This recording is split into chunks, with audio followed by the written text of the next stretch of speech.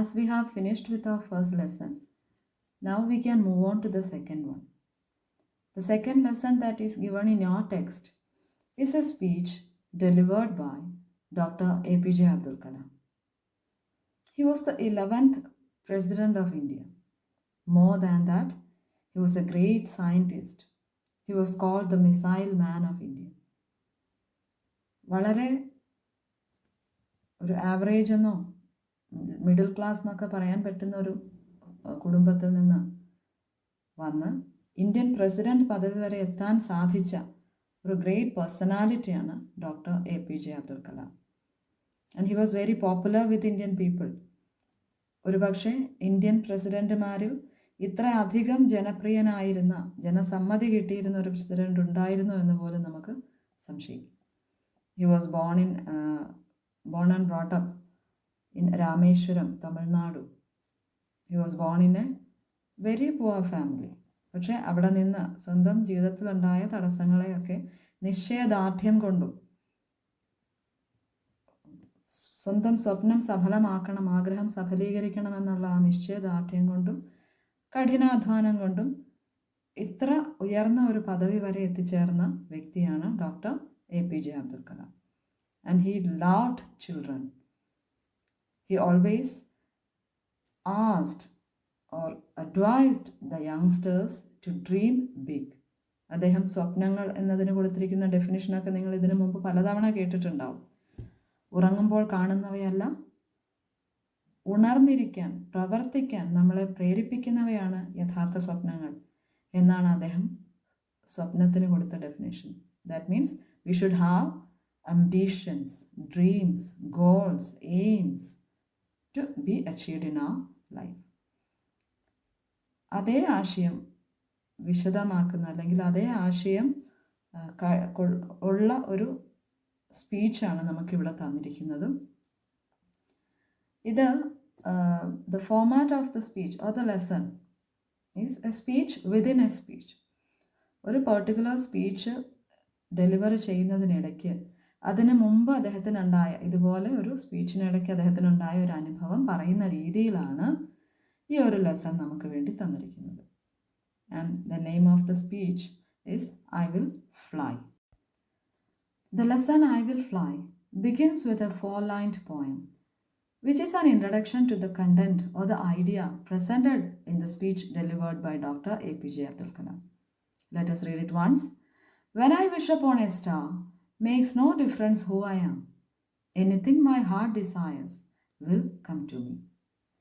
These are the confident words of a person who has the courage to dream big. വലിയ സ്വപ്നങ്ങൾ കാണാൻ ധൈര്യപ്പെട്ട ഒരു വ്യക്തിയുടെ വാക്കുകളാണവ. നമ്മൾ വളരെ ഉയരങ്ങളിലെത്താൻ സ്വപ്നം കാണുക, വലിയ വലിയ സ്വപ്നങ്ങൾ കാണുക. അങ്ങനെ സ്വപ്നം കാണുന്നതിന് നമ്മൾ ആരാണ് എന്നതിനുമായി യാതൊരു കണക്ഷനുമില്ല. നമ്മുടെ ഫിനാൻഷ്യൽ ഓർ സോഷ്യൽ പൊസിഷനും നമ്മുടെ ആഗ്രഹങ്ങളും തമ്മിൽ യാതൊരു തരത്തിലും കമ്പയർ ചെയ്യേണ്ട കാര്യമില്ല. We have the right to dream big. അങ്ങനെ ഇൻറ്റൻസായിട്ട്, വളരെ തീവ്രമായിട്ട് നമ്മൾ എന്താഗ്രഹിക്കുന്നുവോ അത് തീർച്ചയായും നമ്മളിലേക്ക് എത്തിച്ചേരും, അല്ലെങ്കിൽ അത് തീർച്ചയായിട്ടും നമുക്ക് നേടിയെടുക്കാൻ സാധിക്കും. അപ്പം ഈ ഒരു കവിത വായിക്കുമ്പോൾ I hope you are reminded of another very famous quote. Have you heard of the writer Paulo Coelho? അദ്ദേഹത്തിൻ്റെ ദ ആൽക്കമിസ്റ്റ് വളരെ ഫേമസ് ആയിട്ടുള്ള ഒരു നോവലാണ്. അതിൽ ഇതിന് സമാനമായൊരു കോട്ടുണ്ട്. അതായത് when you want something, all the universe conspires in helping you to achieve it. നിങ്ങൾ മനസ്സുകൊണ്ട് തീവ്രമായിട്ട് എന്തെങ്കിലും ഒന്ന് നേടിയെടുക്കാൻ ആഗ്രഹിക്കുന്നുവെങ്കിൽ പ്രപഞ്ചം മുഴുവൻ നമുക്ക് വേണ്ടി അത് നേടിത്തരാൻ വേണ്ടി നമ്മോടൊപ്പം നിൽക്കുമെന്ന്. ആ ഒരു ആശയമാണ് ഡോക്ടർ കലാം ഈ ഒരു മെസ്സേജിലൂടെ, ഈ ഒരു സ്പീച്ചിലൂടെ നമ്മളിലേക്ക് കൺവേ ചെയ്യാൻ ഉദ്ദേശിക്കുന്ന message. As I have told you earlier, he really loved the children or the young generation. He believed that only those who are young at heart could make any difference. അദ്ദേഹത്തിൻ്റെ vision 2020 എന്നൊരു project തന്നെ ഉണ്ടായിരുന്നു. 2020 ആകുമ്പോഴേക്കും ഇന്ത്യയെ അദ്ദേഹത്തിൻ്റെ ഭാവനയിൽ, അദ്ദേഹത്തിൻ്റെ സങ്കല്പത്തിലുള്ള രീതിയിലേക്ക് മാറ്റിയെടുക്കാൻ പറ്റുക എന്നുള്ളത്. But unfortunately he couldn't fulfill that because he died on 27th July 2015 while giving a lecture in the University of Shillong. So ആ ഒരു വിഷൻ 2020 എന്ന പ്രോജക്റ്റ് അദ്ദേഹം യങ് ജനറേഷനിലൂടെയാണ് നടപ്പിലാക്കാൻ ഉദ്ദേശിച്ചിരുന്നത്. അവരെ മോട്ടിവേറ്റ് ചെയ്ത്, ഇൻസ്പയർ ചെയ്ത്, അവരുടെ ഉള്ളിലെ കഴിവുകളെ പുറത്തെടുത്ത് ആ ഒരു പൊട്ടൻഷ്യൽ മാൻ പവർ ഇന്ത്യയുടെ ഡെവലപ്മെൻറ്റിന് വേണ്ടി ഉപയോഗിക്കുക എന്നുള്ളതായിരുന്നു അദ്ദേഹത്തിൻ്റെ ഉദ്ദേശം. സോ ഈ നമുക്ക് തന്നിരിക്കുന്ന സ്പീച്ചും അങ്ങനെ തന്നെ ഉള്ള ഒന്നാണ്. He was addressing A group of youngsters. ആ ഒരു സ്പീച്ചിനുള്ളിൽ, അല്ലെങ്കിൽ ആ ഒരു സ്പീച്ച് ഡെലിവർ ചെയ്യുന്നതിനിടയ്ക്ക്, അതിന് മുമ്പ് അദ്ദേഹം നടത്തിയ ഒരു സ്പീച്ച്, അദ്ദേഹത്തിന് കൊടുത്ത ഒരു സ്പെഷ്യൽ എക്സ്പീരിയൻസ്, അവിടെ അദ്ദേഹം കണ്ടുമുട്ടിയ ഒരു ചെറുപ്പക്കാരനെ കുറിച്ച്, അതാണ് ഇതിൽ അദ്ദേഹം പറയുന്നത്. He always believed in the power of the youngsters, the energy that they had, the creative ideas they had. So he begins by saying that നമ്മൾക്ക് ഇന്ന് കിട്ടിയിരിക്കുന്ന എല്ലാ നേട്ടങ്ങളും ഒരു കാലത്ത് ചെറുപ്പക്കാരായിരുന്ന ആൾക്കാർക്ക് ഉണ്ടായ ചില ഐഡിയകളിൽ നിന്ന്, അവരുടെ ചില വിഷൻസിൽ നിന്ന് ഉണ്ടായിട്ടുള്ള, നമ്മൾക്കുണ്ടായിരിക്കുന്ന മെറ്റീരിയൽ ബെനിഫിറ്റ് ആവട്ടെ, അതല്ലാതെ ഉണ്ടായിരിക്കുന്ന ഐഡിയോളജിക്കൽ ആയിട്ടുള്ള പ്രോഗ്രസ് ആവട്ടെ, എന്തും ഒരു കാലത്ത് ചെറുപ്പക്കാരായിരുന്ന, അല്ലെങ്കിൽ അത് നേടിയെടുത്തവരുടെ ചെറുപ്പകാലത്ത് അവർക്കുണ്ടായ ആശയങ്ങളെ അവർ വളരെ സിൻസിയറായിട്ട് ഫോളോ ചെയ്തതുകൊണ്ടുണ്ടായ മാറ്റങ്ങളാണെന്ന്. And that is why he says, ചെറുപ്പക്കാർ ഒന്നിനെക്കുറിച്ചും ഭയപ്പെടേണ്ടതില്ല, അവരവരുടെ ഭാവിയെക്കുറിച്ച് ആകുലപ്പെടേണ്ടതില്ല. കാരണം ഈ ലോകത്ത് ഏറ്റവും പവർഫുൾ ആയിട്ടുള്ള റിസോഴ്സ് എന്ന് പറയുന്നത് Ignited minds of the youngsters ആണ്. ഉണർന്നിരിക്കുന്ന, ജ്വലിച്ചിരിക്കുന്ന, ക്രിയേറ്റീവായിട്ടുള്ള ആ മനസ്സ്, അതൊരു ചെറുപ്പക്കാരന് മാത്രം അവകാശപ്പെടാൻ പറ്റുന്നതാണ്. ആ ഒരു എനർജി, ഒരു അഡ്വഞ്ചറസ് സ്പിരിറ്റ്, അറിയണമെന്നുള്ള ആഗ്രഹം, ഇതൊക്കെ അവരെ കൊണ്ട് പുതിയ പുതിയ തലങ്ങളിലേക്ക്, പുതിയ പുതിയ വേയ്സിലേക്ക്, ലെവൽസിലേക്ക് കൊണ്ടുപോകാൻ, മാറ്റങ്ങൾ ഉണ്ടാക്കാൻ അവരെ സഹായിക്കുന്നുണ്ട്. അതാണ് ഇദ്ദേഹം പറഞ്ഞു തുടങ്ങുന്നത്. Let us read it once. Dear friends, I realize how the contributions of the youth in the past have continuously contributed to the world of today in many fields.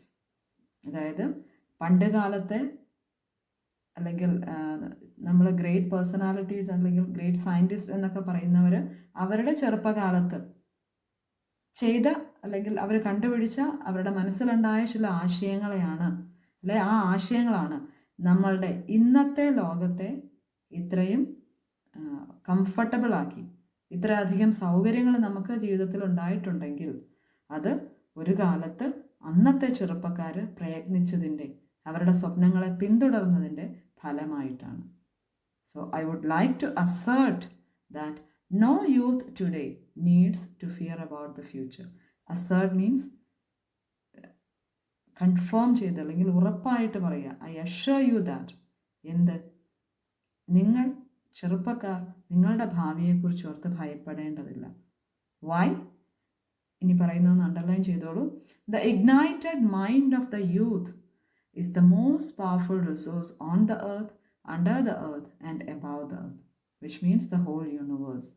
ഈ പ്രപഞ്ചം മുഴുവനും ഏറ്റവും പവർഫുൾ ആയിട്ടുള്ള റിസോഴ്സ് എന്താണെന്ന് ചോദിച്ചു കഴിഞ്ഞാൽ അതിനുത്തരം ജ്വലിക്കുന്ന മനസ്സുള്ള ചെറുപ്പക്കാരെന്നുള്ളതാണ്.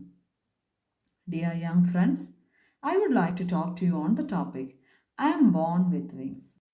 In the given speech I am born with wings, he narrates his experience that he had earlier while addressing such a group of youngsters. ഇതുപോലെ തന്നെ മറ്റൊരു സ്ഥലത്ത് ഇദ്ദേഹം ചെറുപ്പക്കാരോട് സംസാരിച്ചപ്പോൾ ഉണ്ടായ ഒരു പ്രത്യേക അനുഭവം, അതാണ് ഈ ഒരു സ്പീച്ചിലൂടെ, ഈ ഒരു സ്പീച്ചിൻ്റെ ഓഡിയൻസ് ആയിട്ടുള്ള ചെറുപ്പക്കാരോട് പറയാൻ ഇദ്ദേഹം ഉദ്ദേശിക്കുന്നത്. In the next paragraph, he is talking about that particular incident where he had a strange experience.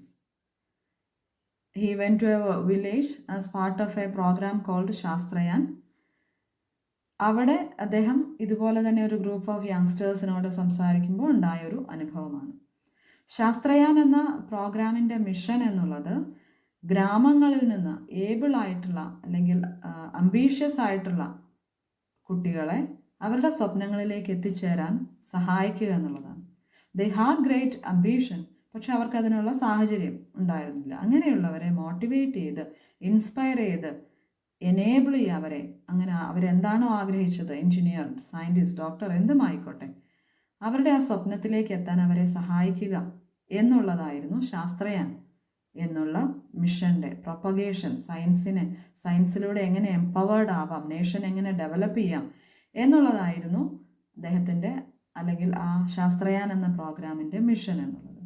അതിൻ്റെ ഭാഗമായിട്ട് he went to different villages and talked with the youngsters there.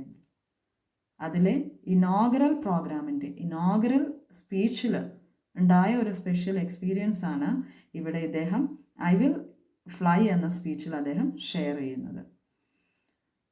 Last year I went to a village to inaugurate a programme called Shastrayan, which means the propagation of science. Propagate ചെയ്യാൻ തന്നെ പ്രചരിപ്പിക്കുക. The mission of Shastrayan was to ensure the preparation of about 2,000 students from different schools towards making them eligible to be engineers, scientists, doctors, qualified managers and civil servants.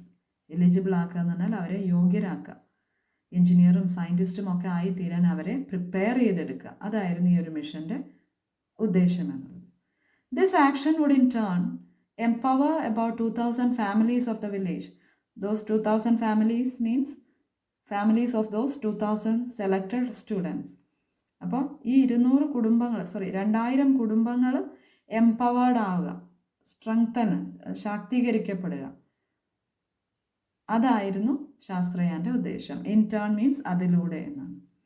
My inaugural address to a mixed audience consisting of 5,000 students and their family members was on the topic Science Empowers the Nation.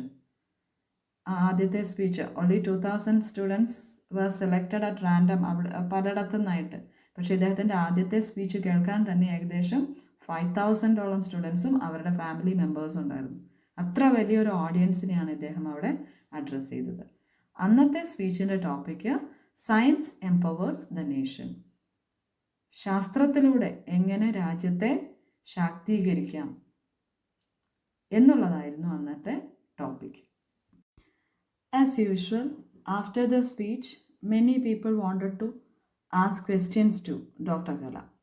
പക്ഷേ സമയപരിമിതി മൂലം he selected only 12 from here and there at random എന്ന് വെച്ചാൽ അവിടെ ഇവിടെയുമായിട്ടെന്നൊക്കെയാണ്. അതിലൊരാൾ ചോദിച്ച ഒരു ചോദ്യം, അതാണ് ഇവിടെ ഇദ്ദേഹം ഷെയർ ചെയ്യാൻ പോകുന്നത്. After my address hundreds of hands were raised for asking questions. Due to the limited availability of time, I selected 12 students at random from the last row to the first to ask questions. Due to limited availability of time means സമയ ദൗർലഭ്യം എന്നുള്ളത്. I would like to share with you one question of great concern which was asked by a student. The question was from a teenager who had come from a faraway village. വളരെ റിമോട്ടായിട്ടുള്ള ഈ ഒരു speech നടക്കുന്നതെന്ന് ഒത്തിരി ദൂരെയുള്ള ഒരു വില്ലേജിൽ നിന്നാണ് ആ ചെറുപ്പക്കാരൻ വന്നിരുന്നത്. He was nervous and a typical representative of the youth of India. So he says that he was nervous. Nervous means പരിഭ്രാന്തനായിരുന്നു, വളരെ ടെൻസായിരുന്നു. And that youngster is said to be a typical representative of the youth of India. Typical representative എന്നതുകൊണ്ട് ഉദ്ദേശിക്കുന്നത് എങ്ങനെയാണോ ഒരു normal village boy, ഒരു ചെറുപ്പക്കാരൻ, remote ഏരിയയിലുള്ള ഒരു ചെറുപ്പക്കാരൻ, ഇന്ത്യയിലെ ഏതൊരു ചെറുപ്പക്കാരും എങ്ങനെ ആയിരിക്കുമോ അതിനൊരു ഉദാഹരണമായിരുന്നു ഈ ചെറുപ്പക്കാരൻ. എന്തുകൊണ്ട് അദ്ദേഹം അങ്ങനെ ഒരു വാചകം ഉപയോഗിച്ചു എന്നുള്ളത് നമുക്ക് ആ ക്വസ്റ്റ്യൻ കേൾക്കുമ്പോൾ മനസ്സിലാവും. The boy began speaking like this. Sir, I don't know what I should ask. I'm nervous. I have not asked any question in my class. I need to have confidence, but I have not gained any confidence through my education during all these years. I'm afraid to talk to my teachers. I'm afraid to talk to my friends. Whenever I talk, I compare myself with other students and their elegant dress. Please tell me. I want to become a marine engineer. I want to travel in a ship. I want to be the captain of the ship.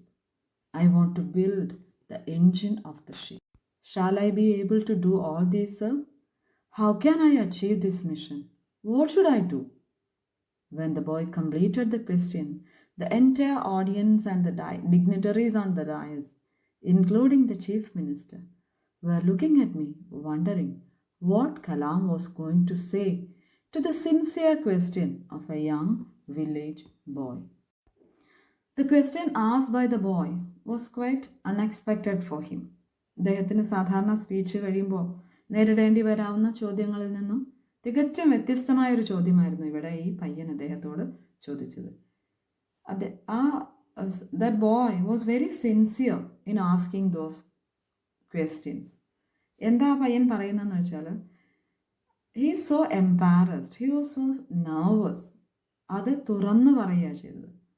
Maybe for the first time in his life, he was asking such a question. He is saying that ഇത്ര നാള് വിദ്യാഭ്യാസം ലഭിച്ചിട്ടും ഇതുവരെ ഇങ്ങനൊരു ചോദ്യം ചോദിക്കാനുള്ള confidence പോലും എനിക്ക് കിട്ടിയിട്ടില്ല എന്ന് തുറന്ന് സമ്മതിക്കുകയാണ് ആ ചെറുപ്പക്കാരൻ അവിടെ. That is why he says he calls that question very sincere one. ഇത്ര വലിയൊരു നമ്മൾ കണ്ടു 5,000ഓളം സ്റ്റുഡൻസും അവരുടെ ഫാമിലീസും ഒക്കെ ചേർന്ന് വലിയൊരു സദസ്സിന് മുമ്പിലാണ് ഐ എം നോട്ട് കോൺഫിഡൻറ്റ് എന്നാ പയ്യൻ അവിടെ തുറന്നു പറയുന്നത്. So he's desperate. Somehow he wanted to have confidence, gain confidence. Gain means നേടിയെടുക്കുക. പക്ഷേ ഇതുവരെ അവനത് സാധിച്ചിട്ടില്ല. ആൻഡ് ഹി ഫെൽ ദാറ്റ് ഇദ്ദേഹത്തോട് ചോദിച്ചാൽ ഇദ്ദേഹത്തിൻ്റെ വാക്കുകൾ അത്ര ഇൻസ്പയറിംഗ് ആയിട്ട് മോട്ടിവേറ്റിംഗ് ആയിട്ട് അവന് തോന്നിക്കാണും. അതുകൊണ്ടാണ് സ്പോണ്ടേനിയസ് ആയിട്ട് അങ്ങനെ ഒരു ചോദ്യം അവൻ്റെ മനസ്സിൽ നിന്ന് വരുന്നത്. ഹി സേസ് ദാറ്റ് ഇതുവരെ ടീച്ചർമാരോട് സംശയം ചോദിക്കാൻ എനിക്ക് സാധിച്ചിട്ടില്ല. അതിന് സംശയമുണ്ട്, പക്ഷേ അത് തുറന്ന് ചോദിക്കാനുള്ള ധൈര്യം എനിക്ക് കിട്ടിയിരുന്നില്ല. എൻ്റെ സുഹൃത്തുക്കളോട് സംസാരിക്കുമ്പോൾ പോലും I always compare myself with other students. ഞാൻ മറ്റുള്ളവരുമായിട്ട് എൻ്റെ അപ്പിയറൻസും അവരുടെ അപ്പിയറൻസുമായിട്ട് എപ്പോഴും കമ്പയർ ചെയ്തുകൊണ്ടേയിരുന്നിരുന്നു. ആ കമ്പാരിസൺ വരുന്നതോടെ ഐ ഫീൽ ഇൻഫീരിയർ. ഞാൻ അവരെക്കാൾ മോശമാണ് എന്നൊരു തോന്നൽ എന്നെ വരിക. അതുകൊണ്ട് തന്നെ എനിക്ക് ഓപ്പൺ അപ്പ്, തുറന്ന് സംസാരിക്കാൻ സാധിക്കാതെ വരിക. പക്ഷേ ഐ ഹാവ് ആൻ അംബീഷൻ. എൻ്റെ അംബീഷൻ എന്നുള്ളത് ബിക്കം എ മറൈൻ എൻജിനീയർ എന്നുള്ളതാണ്. ആ ഒരു മറൈൻ എൻജിനീയർ എന്നുള്ള അതിൻ്റെ ക്യാപ്റ്റൻ, ഒരു ഷിപ്പിൽ ട്രാവൽ ചെയ്യുക, അതിൻ്റെ ക്യാപ്റ്റനായിട്ട് വർക്ക് ചെയ്യുക, ആ ഷിപ്പ് നന്നാക്കുക, അങ്ങനെയൊക്കെയുള്ള എൻ്റെ ആഗ്രഹങ്ങളെ എങ്ങനെ സാധിച്ചെടുക്കാൻ പറ്റും, എങ്ങനെ എനിക്ക് ആ അംബീഷൻ നേടിയെടുക്കാനാവും എന്നുള്ളതായിരുന്നു. അംബീഷൻ നേടിയെടുക്കുക എന്നതിലേക്ക് എത്തണമെങ്കിൽ ഐ ഷുഡ് ബി കോൺഫിഡൻറ്റ്. അത് അവനറിയാം. എനിക്ക് കോൺഫിഡൻസ് ഉണ്ടെങ്കിൽ മാത്രമേ എൻ്റെ അംബീഷനിലേക്ക് എനിക്ക് എത്തിച്ചേരാൻ സാധിക്കുകയുള്ളൂ എന്നുള്ളത് അവൻ തിരിച്ചറിയുന്നുണ്ട് അവിടെ. കോൺഫിഡൻസോടുകൂടി ആ ഒരു ലക്ഷ്യത്തിലേക്ക് എത്തിച്ചേരാൻ പറ്റുമോ എന്നുള്ളതായിരുന്നു അവൻ്റെ ചോദ്യം. എങ്ങനെ എൻ്റെ മിഷൻ കംപ്ലീറ്റ് ചെയ്യാൻ സാധിക്കും, അതിന് ഞാൻ എന്ത് ചെയ്യണം എന്നുള്ളതായിരുന്നു അദ്ദേഹത്തിൻ്റെ ചോദ്യം. And it was an unexpected question for the whole audience. അവരാരും പ്രതീക്ഷിച്ചിരുന്നതായിരുന്നില്ല. So there was a moment of silence. ആ ക്വസ്റ്റ്യൻ പറഞ്ഞു കഴിഞ്ഞതും the entire audience, entire means complete, എല്ലാവരും, and the dignitaries on the dais, വേദിയിലെ പ്രശസ്തരായിട്ടുള്ള വ്യക്തികളുണ്ട്, ഇൻക്ലൂഡിങ് ദ ചീഫ് മിനിസ്റ്റർ, അവരെല്ലാവരും വളരെ പ്രതീക്ഷയോടെ was looking at doctor Kalam. Kalam was slightly embarrassed. ഈ ഒരു ചോദ്യത്തിന്, if the question was something related with science, he could talk on for hours. എത്ര നേരം വേണമെങ്കിലും വളരെ വിശദമായിട്ട് സംസാരിക്കാമായിരുന്നു. പക്ഷേ ഇത് വളരെ സൂക്ഷിച്ച് ഉത്തരം പറയേണ്ട ഒരു ചോദ്യമാണ് എന്ന് ഡോക്ടർ കലാമിന് തോന്നി. And he is taking time.